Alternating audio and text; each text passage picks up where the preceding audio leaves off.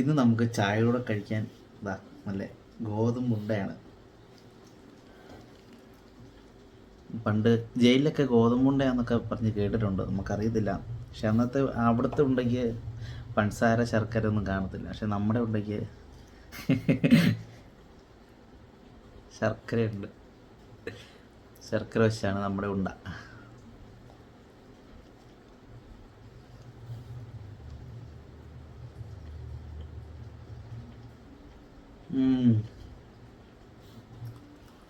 കൊള്ളാം. നല്ല തേങ്ങയും നല്ല മധുരമുണ്ട്.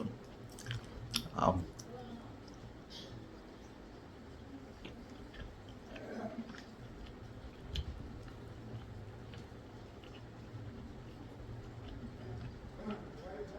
ഞാൻ ഇതൊന്ന് കഴിച്ചു തീർക്കട്ടെ.